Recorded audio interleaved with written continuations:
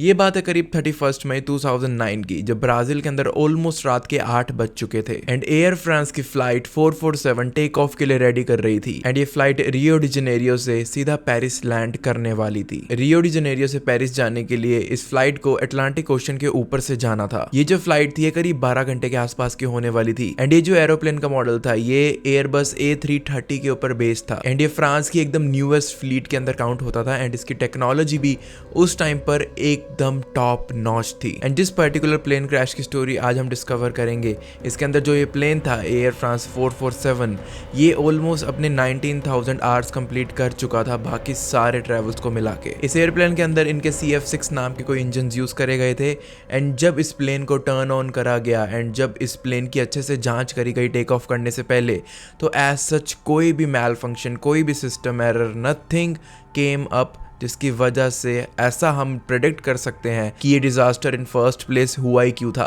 And ये video अगर आप पूरी एंड तक देखोगे तो आपको ये भी समझ आ जाएगा कि इस एरोप्लेन डिजास्टर को टाइटैनिक ऑफ स्काईज का नाम क्यों दिया गया है। फ्लाइट 447 के अंदर ऑलमोस्ट 216 पैसेंजर्स मौजूद थे एंड ये सारे पैसेंजर्स अलग अलग नेशनैलिटीज से थे एंड कहा जाता है कि ऑलमोस्ट 30 से ज्यादा नेशनैलिटी के लोग इस प्लेन के अंदर उस रात मौजूद थे। मेजोरिटी जो लोग थे वो थे फ्रेंच, ब्राजीलियन एंड जर्मन्स, जिसमें से कुछ अपने बिजनेस के लिए ट्रैवल कर रहे थे एंड कुछ सिर्फ हॉलीडे के पर्पसेस की वजह से ट्रैवल कर रहे थे। यूजुअली हमने देखा होगा कि हर एरोप्लेन के अंदर 2 पायलट्स मौजूद होते हैं, एक जो होता है कैप्टन होता है एंड एक को पायलट होता है। लेकिन एयर फ्रांस के प्रोसीजर के अकॉर्डिंगली अगर तुम्हारी फ्लाइट 10 घंटे से ऊपर की है तो तुम्हें एक ब्रेक लेना पड़ेगा बीच में, ताकि पायलट्स के ऊपर जो टोल है एंड जो एरोप्लेन के अंदर होने वाली कोई भी इरेगुलरिटीज की अगर बात आए तो वो अवॉइड करी जा सके। लेकिन ये जो फ्लाइट थी करीब 13 घंटे के आसपास की थी एंड बीच में कोई भी ले ओवर करने की जगह ही नहीं थी। इसी वजह से इस फ्लाइट के अंदर स्पेशली 3 पायलट्स की जगह बनाई गई थी। इस प्लेन के जो कैप्टन थे वो थे 58 ईयर्स ओल्ड के मार्क ड्यूबस,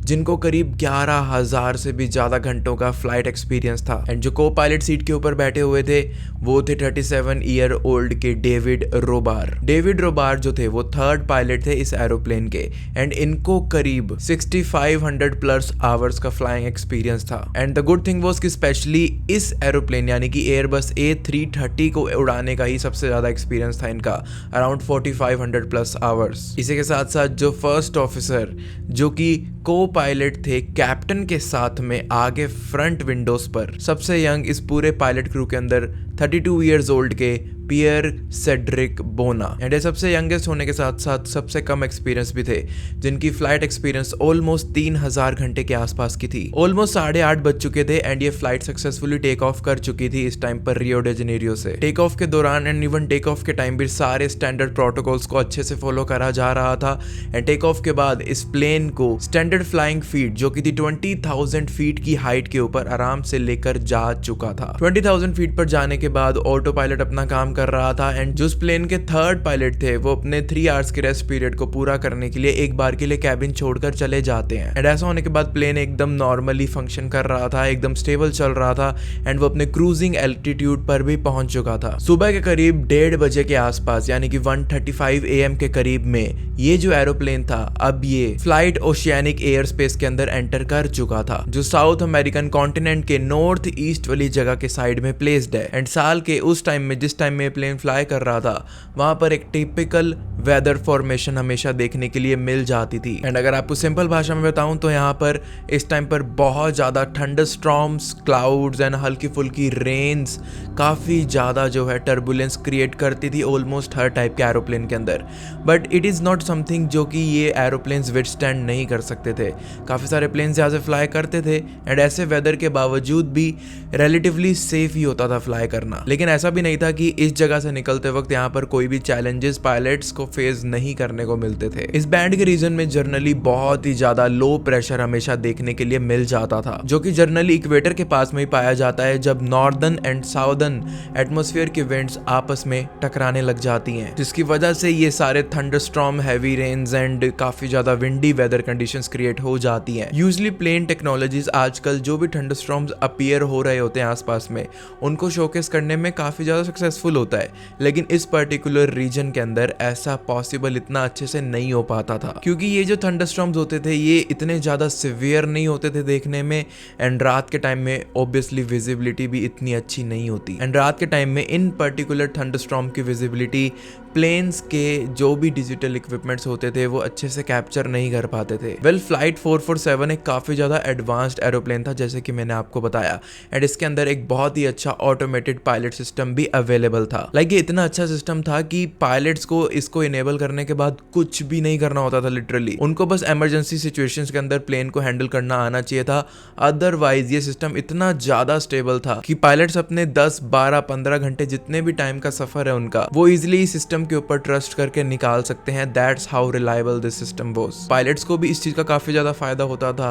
पैनिक सिचुएशंस कम क्रिएट होती थी, उनको बस एरोप्लेन को टर्बुलेंस से बचाना था। इस टाइम पर जो भी वेदर है वो उनकी रिपोर्टिंग्स वगैरह देनी थी, एंड बस केयरफुल रहना था कि कोई भी इमरजेंसी वो स्ट्रक ना कर ले। अब ये प्लेन ट्रॉपिकल शावर्स के एरिया के अंदर एंटर होता जा रहा था, एंड इस एरिया के अंदर रेन एंड विंड काफी ज्यादा स्ट्रॉन्ग थी, लेकिन थंडरस्टॉर्म्स इतने ज्यादा स्ट्रॉन्ग नहीं थे। लेकिन ये रेन एंड विंड ही काफी ज्यादा इनफ थी इस पूरे प्लेन के अंदर एक टर्बुलेंस क्रिएट करने के लिए। इतना ज्यादा एक्सट्रीम टेम्परेचर देखने के बाद पायलट्स फाइनली ये डिस्कस करते हैं कि उन्हें अपनी फ्लाइंग लेवल 350 से थोड़ा ऊपर 370 तक लेकर चले जाना चाहिए ताकि वो इस वेदर कंडीशन से एस्केप कर पाएं। लेकिन जब उन्होंने अपनी फ्लाइंग एल्टीट्यूड थोड़ी इंक्रीज करने की कोशिश करी तो ऐसा वो अच्छे से कर नहीं पा रहे थे, उनको काफी ज्यादा चैलेंजेस फेस करने पड़ रहे थे, एंड वो समझ गए थे कि ऐसा इसलिए हो रहा है क्योंकि बाहर की जो हवा है वो काफी वार्म है इस टाइम पर, एंड ऐसे वार्म विंड्स की वजह से हवा काफ़ी ज़्यादा पतली हो जाती है एंड एरोप्लेन्स को लिफ्ट करना बहुत ज़्यादा मुश्किल हो जाता है। वहाँ पर सारा पायलट क्रू अब यही डिस्कस कर रहा था कि उनको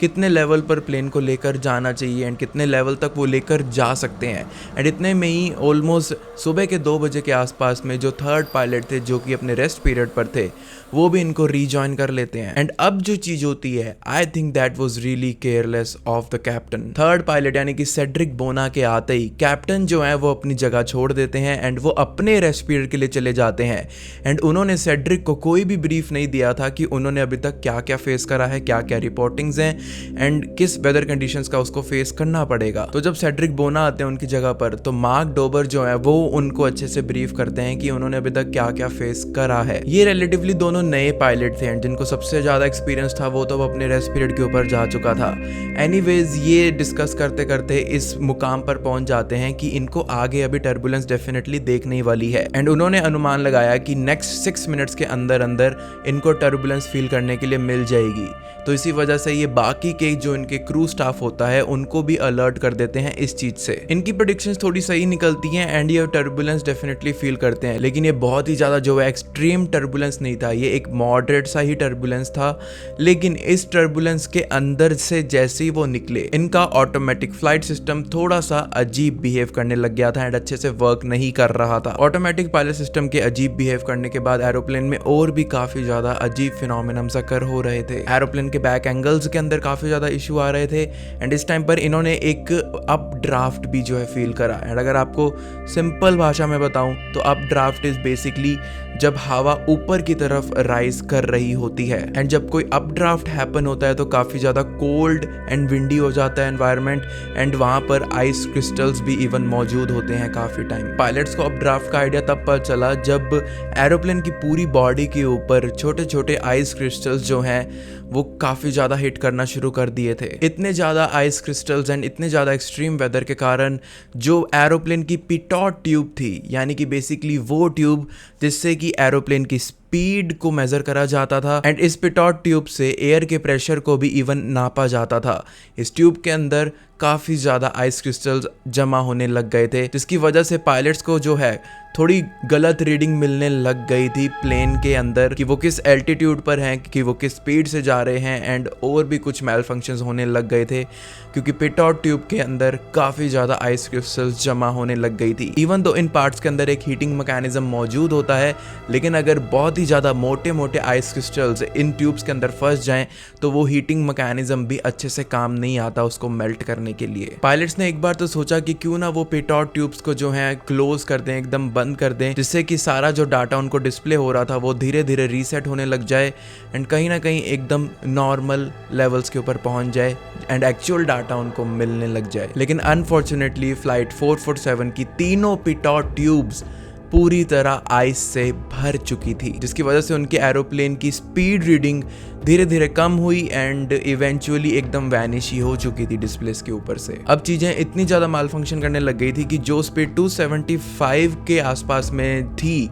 उसको अब सिस्टम उनका 139 के आसपास में शो कर रहा था एंड इसकी वजह से और भी काफी सारी प्रॉब्लम्स क्रिएट हो रही थी एरोप्लेन के अंदर एंड इन्हीं प्रॉब्लम्स को देखते हुए ऑटो पायलट भी अपने आप ऑफ हो चुका था। इस टाइम पर फ्लाइट के जो कंट्रोल लॉस थे वो भी नॉर्मल से ऑल्टरनेट के ऊपर अपने आप चेंज हो गए थे एंड ऐसा होने की वजह से काफी सारे सेफ्टी फंक्शंस भी शट डाउन हो गए थे, such as angle of attack, over speeding, bank angles protection and इतने सारे मेल फंक्शन की वजह से ही ये एयरक्राफ्ट अब काफी ज्यादा सेंसिटिव हो चुका था for a disaster to happen. चीजें सही होने की बजाय एकदम ही अपोजिट होए जा रही थी। यहाँ अब फ्लाइट की पावर सेटिंग्स भी 100 से सीधा 83% पर जाकर फ्रीज हो चुकी थी। इतने सारे मेल फंक्शन होने के वजह से प्लेन अब स्टॉल करने लग गया था एंड आपको मैं समझाना चाहूंगा कि स्टॉल एक्चुअली में होता क्या है, क्योंकि ये वर्ड सबसे ज्यादा इंपॉर्टेंट है इस पूरे डिजास्टर के अंदर। स्टॉल को अगर आपको मैं बिल्कुल सिंपल भाषा में समझाऊं तो बेसिकली स्टॉल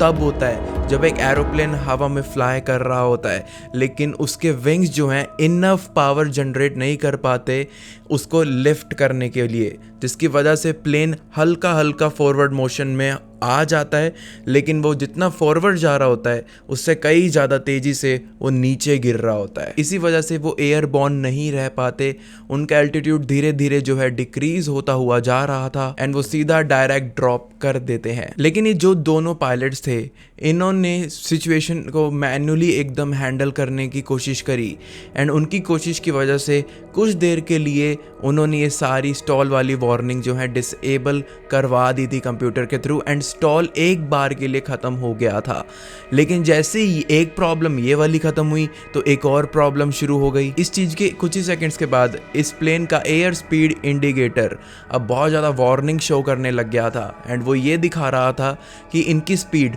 270 नॉट से सीधा 73 नॉट्स तक गिर चुकी है, which is very very less. वो दोनों पायलट्स पूरी जी जान लगा रहे थे इस चीज़ को, सिचुएशन को हैंडल करने के लिए, लेकिन इन दोनों की किस्मत शायद उस दिन बिल्कुल भी अच्छी नहीं थी। एक और स्टॉल वार्निंग वापस से शुरू हो जाती है एंड क्योंकि बाहर का वेदर बहुत ही ज़्यादा ख़राब था, विजिबिलिटी बहुत ही ज़्यादा ख़राब थी एंड नाइट का टाइम था, कोई भी इनके अंदर के फंक्शन नहीं चल रहे थे, सब कुछ मैल फंक्शन कर चुका था एंड जो भी डिस्प्लेज इनको आ रही थी वो ठीक रीडिंग दे रही है या नहीं ये भी ट्रस्ट कर पाना बहुत ज़्यादा मुश्किल हो चुका था। इसकी वजह से पायलट्स जो हैं लैंडिंग लाइट्स को बारी बार ऑन कर बारी बार उनको ऑफ ऑन करके खुद से मैन्युअली ये चीज़ नोटिस करने की कोशिश कर रहे थे कि एक्चुअली में प्लेन के बाहर में हो क्या रहा है, क्या वो सच में इतनी तेज़ी से नीचे गिर रहे हैं, क्या वो सच में इतना धीरे हो चुके हैं। उनको इतना ज़्यादा फील नहीं हो रहा था जितना ज़्यादा उनका कंप्यूटर उनको शो कर रहा था। लेकिन जब वापस से सेकेंड स्टॉल वार्निंग आई तब वो समझ गए थे कि सिचुएशन अब सच में बहुत ज़्यादा ख़राब हो चुकी है। सेकंड वार्निंग के बाद पूरे प्लेन के अंदर ऑलमोस्ट केओस ट्रिगर हो चुका था एंड बहुत ज़्यादा टर्बुलेंस भी सारे लोग फील कर पा रहे थे एंड इस केओस को टैकल करने के लिए फाइनली वो डिसाइड करते हैं कि हम कैप्टन के रेस्टिंग एरिया के अंदर जो फ़ोन है उसको कॉल कर उनको फटाफट यहाँ पर बुलाएंगे। लेकिन शायद इस टाइम तक बहुत ज़्यादा देर कर दी थी उन दोनों ने, क्योंकि इतने ज़्यादा स्टॉल की वजह से ये पर्टिकुलर एरोप्लेन अब एरोडायनेमिकली काफ़ी ज़्यादा अनस्टेबल हो चुका था। उन पायलट्स ने अपने लेफ्ट एंड राइट स्टिक को पूरा मैन्युअली अपने कंट्रोल में ऑलरेडी ले रखा था एंड इस मैनुअल कंट्रोल के अंदर वो इस प्लेन को रोल एंड शेक करने की कोशिश कर रहे थे एंड उनकी इसी कोशिश की वजह से जो पिटॉट ट्यूब्स के अंदर इतनी ज़्यादा बर्फ़ जमी हुई थी वो थोड़ा थोड़ा पिघलना शुरू हो गई थी एंड इनकी मेहनत की वजह से उनके डिस्प्लेज एंड उनकी रीडिंग्स अब वापस आना शुरू होने लग गई थी। जैसे उनकी स्पीड इंडिकेशंस वापस आई तो उन्होंने देखा कि अभी भी एरोप्लेन 180 नॉट्स के आसपास में दिखा रहा है, which is very less compare to the altitude they were on, and उनको होना चाहिए था 260 नॉट्स के आसपास में। लेकिन इतने में वो ये भी नोटिस करते हैं कि एयरक्राफ्ट जो कि अपनी मैक्सिमम एल्टीट्यूड इस टाइम पर 38,000 फीट पर होना चाहिए था, वो सिर्फ 1 मिनट एंड 7 सेकेंड के टाइम फ्रेम के अंदर ही अपने आप 30,000 फीट के आसपास में पहुंच गया था, क्योंकि ऑटो पायलट डिसेबल्ड था एंड ऑटो पायलट वापस ऑन होने का नाम भी नहीं ले रहा था, जिसकी वजह से पैनिक फिर से एक बार के लिए कैबिन के अंदर छाने लगा एंड अब वापस से बहुत सारे डाउट्स आने लग गए थे उन दोनों के माइंड के अंदर। ये वाला प्लेन अब फिर से एक बार स्टॉल करना शुरू कर दिया था। उन्होंने प्लेन को सीधा कर उसको लिफ्ट करने की कोशिश भी करी, लेकिन वो ऐसा कर नहीं पा रहे थे एंड इस टाइम पर एक थर्ड स्टॉल के अंदर उनका प्लेन 10,000 फुट पर मिनट की रफ्तार से सीधा नीचे गिर रहा था। लेकिन यहाँ पर चीज़ें अब बहुत ही ज़्यादा वियर्ड होती हुई जा रही थी एंड कहीं ना कहीं ये बस हमें यही दिखाती है कि they were just flying for their doom. अचानक से out of nowhere, we just don't know how it happened, but aeroplane का ऑटो पायलट सिस्टम वापस से एक बार के लिए टर्न ऑन हो जाता है एंड उसके टर्न ऑन होते ही वो ये सोचते हैं कि मैनुअल कंट्रोल को छोड़कर वो एक बार ऑटो पायलट की मदद ही क्यों ना ले लें। And you know what, captain इतना सब कुछ होने के बाद अब थर्ड स्टॉल के अंदर अपनी एंट्री करते हैं कॉकपिट के अंदर एंड जैसे ही उन्होंने एंट्री करी तो कौन इतना ज़्यादा ब्रीफ देगा जब इतनी ज़्यादा फेटल सिचुएशन उनके सामने है। वो जैसे ही एंटर करते हैं वो बस ये ज़रूर नोटिस कर पाते हैं कि एरोप्लेन स्टॉल तो कर ही रहा है, लेकिन उनकी स्पीड भी 60 नॉट्स के आसपास में पर मिनट कम होती जा रही है। जैसे जैसे इनकी स्पीड 30 नॉट से नीचे नीचे गिर रही थी, वैसे वैसे इनके प्लेन का एंगल भी काफ़ी ज़्यादा बिगड़ता हुआ जा रहा था। फ्लाइट जो है राइट साइड में धीरे धीरे ट्विस्ट कर रही थी एंड मैनुअल कंट्रोल लेने के बाद भी लेफ्ट में पूरा स्टिक मूवमेंट के बावजूद भी वो फ्लाइट जो है अपना एंगल ठीक नहीं कर पा रही थी because of the stall and very low speeds. Pitch altitude fall कर चुका था, थ्रस्ट लेवल जो है वो फॉल करे जा रहे थे एंड इन्हीं वजहों की वजह से speed indication and stall warnings जो है बहुत जोरों जोरों से आए जा रही थी कैबिन के अंदर। But they all three did everything they knew to ensure कि वो शायद बचा सकें उन 216 जानों को एंड खुद की लाइफ्स को भी। पायलट मार्क ने पैनिक के अंदर स्पीड ब्रेक्स को लगा दिया था, जिससे कि लिटरली कुछ भी इम्पैक्ट ही नहीं पड़ा प्लेन के ऊपर। जो कैप्टन थे उन्होंने भी इस टाइम पर उनको स्पीड ब्रेक्स लगाने से मना कर दिया था। जैसे ही वो अपना कमांड स्पीड ब्रेक से वापस लेते हैं तो वो तीनों ये चीज नोटिस करने लग जाते हैं कि उनकी वर्टिकल फ्लाइट स्पीड अब 10 से 15,000 फीट के आसपास में पहुंच गई है, यानी कि सिंपल भाषा में वो जमीन के एक बहुत ज्यादा पास पहुंच चुके हैं एंड इस वक्त तक बहुत ही ज्यादा जरूरी था कि वो कुछ ना कुछ करके फ्लाइट को वापस हवा में ले जाएं, वरना एंड नतीजा बहुत ही ज्यादा बुरा होने वाला था सबके लिए। एरोप्लेन जैसे जैसे नीचे जा रहा था वो बहुत ज्यादा लेफ्ट राइट शेक कर रहा था। अंदर से मैनुअल कंट्रोल लेने के बावजूद भी वो पायलट्स कुछ भी अच्छे से उसको स्टेबल नहीं कर पा रहे थे एंड इस वक्त में उनके स्किल्स की भी कोई गलती नहीं है। पूरा का पूरा प्लेन का सिस्टम ही बहुत ज्यादा अच्छे से शट ऑफ हो रखा था, जिसकी वजह से शायद ऐसी प्रॉब्लम्स एनकाउंटर कर रहे थे वो। एरोप्लेन बहुत ही ज्यादा तेजी से स्टॉल कर रहा था एंड थाउजेंड्स ऑफ फीट वो कुछ ही सेकंड्स में अब डिप्लॉय कर रहे थे। कुछ ना कुछ इनपुट्स देकर, कुछ ना कुछ अपना माइंड यूज कर पायलट्स कुछ सेकंड्स के लिए लाइक 10-20 सेकंड के लिए प्लेन को स्टेबल कर लेते हैं, लेकिन इतने से होने क्या वाला था। अब ये लोग टोटली मिलाकर 28,000 फीट के आसपास में लूज कर चुके थे एंड यहाँ पर पैनिक एंड सिचुएशन बहुत ही ज़्यादा वियर्ड हो रही थी। वो सब कुछ ट्राई कर रहे थे, वो रीसेट कर रहे थे सिस्टम को, सेकेंडरी सिस्टम को जो है टर्न ऑन करने की कोशिश कर रहे थे, लेकिन कुछ भी उनके फेवर में वर्क नहीं कर रहा था एंड वो अब ये देखते हैं कि उनके पास सिर्फ 9,000 फीट रह गए हैं सारी सिचुएशन को कंट्रोल करने के लिए। एंड अगर प्लेन इस स्टॉल की स्पीड में एंड इतने ज़्यादा लेस फ्लाइंग स्पीड के अंदर 6,000 फीट से ज़्यादा नीचे आ जाए तो वो कुछ भी कर लें उसके बाद, चाहे सब कुछ ही चल क्यों ना पड़े, उनको एक मिरेकल भी उसके बाद नहीं बचा सकता था। तो उनको इस 9,000 फीट के टाइम फ्रेम के अंदर ही कुछ ना कुछ मिरेकुलस ऐसा करना था जिसकी वजह से वो सारे बच पाते। लेकिन 9,000 से कब वो सीधा 4,000 फीट पर आ गई, फिर 2,500 फीट पर आ गई, ये पता ही नहीं चला। एंड ये वही टाइम था जब they were just all prepared for what is going to happen, because इस टाइम पर भगवान भी उनको नहीं बचा सकते थे। उन सब ने एंड में अपना 100% तो दिया, लेकिन इस चीज़ का कोई भी फ़ायदा नहीं हो रहा था एंड ना ही होने वाला था। फ्रांस फ्लाइट 447 3 से 4 बजे सुबह के आसपास में सीधा सी लेवल पे क्रैश कर जाती है एंड 38,000 फीट से सीधा सी लेवल पर आने में उनको 3 मिनट 30 सेकंड के आसपास ही लगे। That was the amount of stall they were experiencing. उस प्लेन में मौजूद जितने भी पैसेंजर्स थे, जितने भी क्रू मेंबर्स थे, जो भी पायलट्स थे,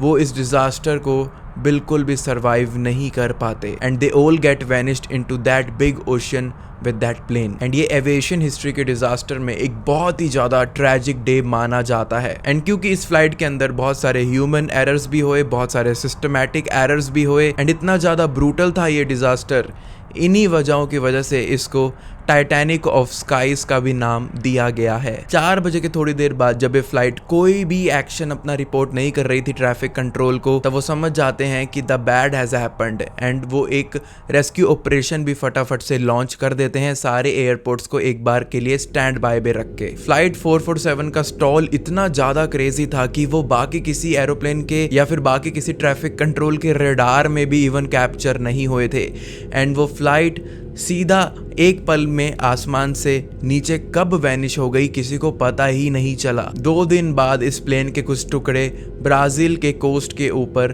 दिखाई देते हैं किसी को एंड उस टुकड़ों के आसपास में जब सर्च करा गया तो 2 बॉडी मिली एंड कुछ पर्सनल सामान मिला एंड अप्रैल 2011 वो टाइम था जब इस प्लेन के लास्ट कुछ सामानों को ढूंढा गया था। 10 मई 2011 वो टाइम था जब इस प्लेन के दोनों ब्लैक बॉक्सेस भी रिसीव हो गए थे एंड उन्हीं ब्लैक बॉक्सेस की वजह से आज के टाइम में मैं ये वीडियो आप लोगों को प्रेजेंट कर पा रहा हूँ एंड जितनी भी डिटेल्स मैंने आपको शेयर करी हैं वो सारी प्रिडिक्टेड हैं उन्हीं ब्लैक बॉक्स रिकॉर्डिंग्स की वजह से। जुलाई 2012 वो टाइम था इस एक्सीडेंट के बाद जब एक लास्ट आर्टिकल इसके ऊपर बे ने पब्लिश किया था। जब ये ब्लैक बॉक्स रिकवर हुए तो बहुत सारी ऐसे फॉल्ट्स पता चले जिसकी वजह से एविएशन हिस्ट्री में ऐसे डिज़ास्टर के बाद बहुत ज़्यादा हेल्प भी हुई एंड बहुत सारे इम्प्रूवमेंट्स भी करे गए एंड इन चीज़ों का आंसर भी ढूंढने की कोशिश करी गई कि जब ऑटोमेटिक पायलट ऑफ हुआ तो उसने कंट्रोल्स नॉर्मल से अपने आप ऑल्टरनेट कैसे कर दिए, इतने सारे माल फंक्शन क्यों हुए एंड आज के टाइम में पिटॉट ट्यूब्स को भी रीडिज़ाइन कर दिया गया है इस वे में